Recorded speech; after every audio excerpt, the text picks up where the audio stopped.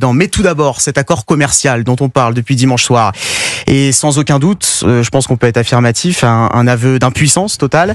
Le gouvernement français condamné à commenter un accord commercial signé en son nom, mais apparemment sans son consentement direct. Même le Premier ministre, pourtant aux manettes, déplore la soumission dont fait preuve la Commission européenne. 15% de droits de douane imposés dès vendredi à la plupart des produits européens exportés vers les États-Unis, on le rappelle. Sébastien Ligné, quand l'exécutif est réduit à commenter, comme vous et moi, une décision majeure comme celle-ci, qu'est-ce que ça vous évoque ? Ça m'évoque que c'est l'idéologie du macronisme qui se retourne contre son inventeur. Si vous voulez, Madame von der Leyen n'est qu'une succursale européenne plus puissante et plus dirigiste que Emmanuel Macron, mais c'est une suite directe. Il y a un lien évident idéologique entre l'idéologie d'Emmanuel Macron en France et Ursula von der Leyen. Ces eurodéputés l'ont élu au Parlement européen jusqu'à preuve du contraire.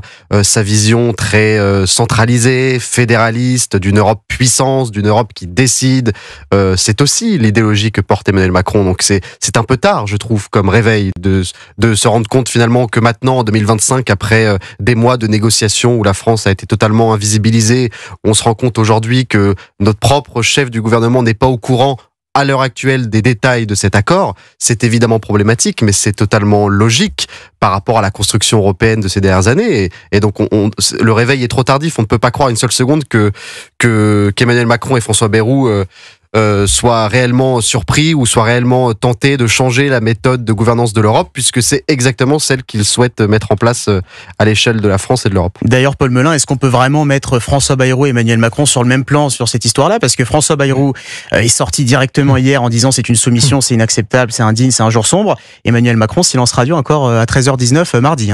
Oui, on va voir s'il prend la parole sur ce sujet-là, mais vous savez, sur la notion d'européisme, ou en tout cas sur l'idéologie qui préside dans ce pays depuis plusieurs décennies, qui consiste à transférer un certain nombre des pouvoirs de souveraineté nationale vers l'échelon européen, même les gens qui défendent l'Europe coûte que coûte et vaille que vaille, et qui défendent, comme le disait Sébastien, la souveraineté européenne, la puissance européenne ou son indépendance. Mais aujourd'hui, ils sont déçus, parce que Madame von der Leyen, que ce soit du point de vue des européistes ou du point de vue des nationaux, elle est décevante, puisqu'elle a signé un deal qui n'est ni fait ni à faire, et qui, comme le dit François Bayrou, est un acte de soumission. Donc, même si je croyais à la souveraineté européenne, je vous dirais que je suis déçu, parce que c'est pas l'Europe puissance, là. C'est l'Europe à genoux, c'est l'Europe capitularde, c'est l'Europe qui capitule devant Trump, qui nous a imposé des taxations contre lesquelles nous n'avons mené aucune mesure de rétorsion, alors même que nous aurions pu dire, et nous aurions dû dire à Trump, écoutez, votre ennemi commercial, c'est la Chine. Ça tombe bien, nous, si vous nous larguez en rase campagne et que vous nous déclarez une guerre commerciale, on va travailler avec la Chine, on va travailler avec l'Inde, on va travailler avec les pays des BRICS, parce que vous n'êtes plus un partenaire. Et en fait, ce langage de la force, qui aurait pu être un langage de la force européen, coordonné, il n'a pas été adopté par Madame von der Leyen, qui s'est couchée devant Donald Trump dans des proportions qui défient toute logique. Je ne sais même pas aujourd'hui, on est des observateurs, on a lu ce qu'on a pu lire dans la presse, j'ai du mal à vous expliquer pourquoi Madame von der Leyen s'est faite rouler dans la farine à ce point-là. C'est comme si vous aviez acheté une voiture 30 000 euros et que vous la revendiez 10 000 euros sans négociation. C'est bizarre, on ne sait pas pourquoi elle fait ça. Je suis pas d'accord. Sébastien Ligné, chef du service politique de Valeurs Actuelles. Je trouve pas qu'elle soit fait rouler dans la farine et qu'elle ait signé cet accord par dépit ou par inadvertance. Je ne savais pas pourquoi elle l'avait signé. Je pense que tout cela est réfléchi. J'entends l'argument de dire que l'Europe aurait pu, si vous voulez, serrer le poing, montrer les muscles, mais quand ces 15 dernières années, l'Europe a-t-elle montré les muscles C'est bien ça le problème. Mais est-ce que c'est pas un retour à la réalité aussi, un retour sur Terre ? On a dit Europe puissance, c'est magnifique, on est 27, on est unis, c'est la force, c'est génial.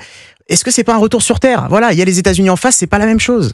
Non, mais c'est un retour, le retour à la réalité. Les gens au quotidien, les agriculteurs, les commerçants qui tous les jours comprennent la puissance de l'Union européenne dans ses normes restrictives, dans ses surtranspositions. La réalité dans le bas de l'échelle, tout le monde l'a comprise. Le problème, c'est est-ce que ça peut engendrer un retour à un peu de bon sens politique au sommet de l'État ? Je n'y crois pas, parce qu'encore une fois, ils partagent la même idéologie. Moi, je veux bien qu'on nous explique que Ursula von der Leyen a mal fait. Moi, je pense qu'elle a fait par rapport à son idéologie. C'est cette idéologie qui a donné l'Europe dans les mains des États-Unis depuis 30 ans. C'est cette idéologie qui est en train de faire exactement la même chose avec la Turquie. C'est cette idéologie qui est en train de faire exactement la même chose avec les pays arabes.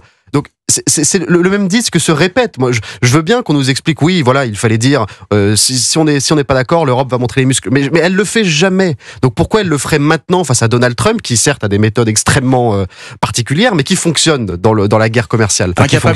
Incapable de montrer les muscles, l'Europe. Oui, mais si vous voulez, pour ce qui est de l'idéologie de Madame von der Leyen, il faut dire que c'est une boussole qui a indiqué dans la mauvaise direction depuis des décennies.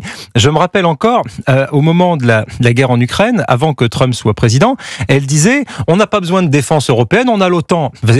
Quelle bêtise énorme. Et aujourd'hui, on a eu le président de la République qui nous a fait une allocution en nous expliquant qu'il fallait une défense européenne, que la France pouvait être leader de ce mouvement et qu'il fallait nous réarmer. Et moi, je trouve qu'il avait bien raison. Mais que n'a dit la Commission européenne? Que n'a-t-elle fait pour notre défense? Sur la guerre commerciale, effectivement, c'est pareil. On a signé des accords de libre-échange avec un certain nombre de pays du monde et de lieux du monde qui sont, à mon avis, défavorables, notamment pour nos agriculteurs.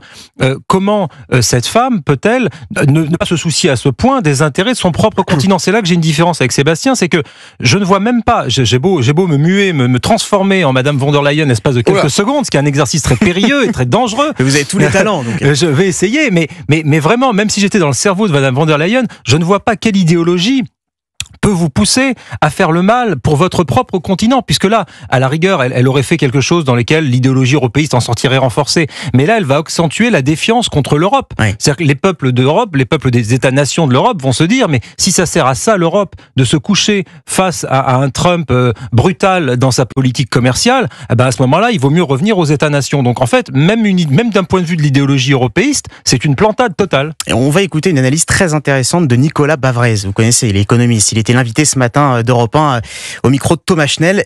Selon lui, cette affaire de l'accord commercial von der Leyen-Trump, c'est la première victoire du Brexit. On l'écoute. Aujourd'hui, là où c'est très préoccupant, c'est la première fois que l'Europe, dans le cœur de sa compétence, montre que l'Union, en fait, fonctionne moins bien que le cavalier seul. C'est d'une certaine manière la première victoire du Brexit.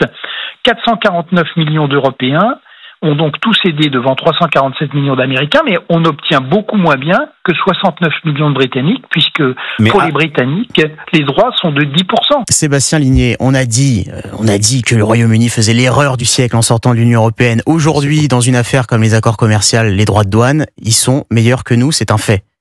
Ils ont la chance de ne pas avoir une monnaie unique déjà, ça participe un peu à l'effort, mais c'était tellement une évidence. Moi, on se rappelle encore régulièrement, on a des grands analystes, des experts du monde de la finance qui nous expliquent, notamment au forum de Davos, que avec des chiffres plus ou moins tronqués d'ailleurs, que l'économie britannique est en chute libre, que c'était l'erreur de leur vie, que finalement une porte de sortie pour re-rentrer à nouveau dans l'Union européenne était encore possible. On se rappelle des débats hallucinants lors du vote du Brexit et le temps que cela a pris entre une décision démocratique et la sortie actée du Royaume-Uni de l'Union européenne.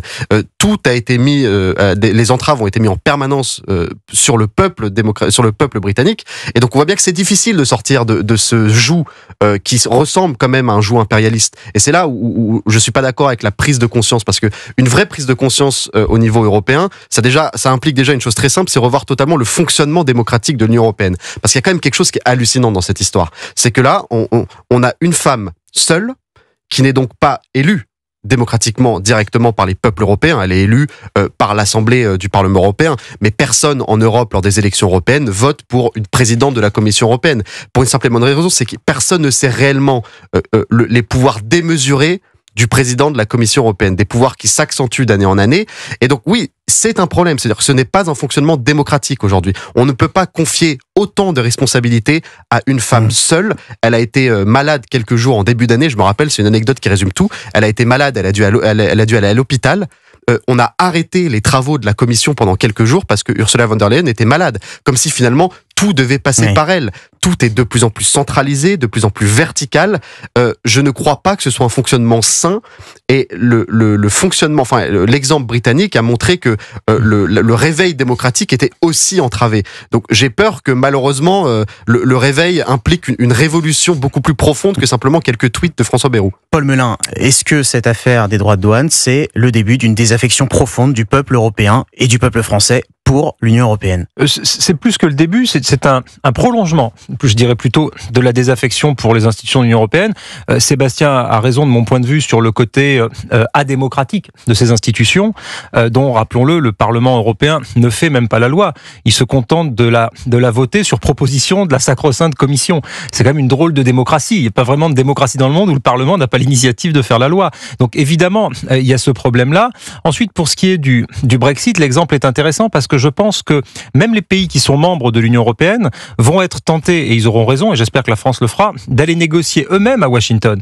C'est-à-dire que, j'ai entendu d'ailleurs une prise de parole de notre ministre du Commerce extérieur, ce qui va se passer, c'est que nous allons aller voir nos grands patrons, Bernard Arnault, tous les grands patrons qui ont des intérêts dans le monde et qui sont des gens talentueux et qui savent négocier. Ils vont aller à Washington prêcher pour leur paroisse. Nous, on va essayer de voir comment est-ce qu'on peut réadapter les choses. On va peut-être réorienter notre économie.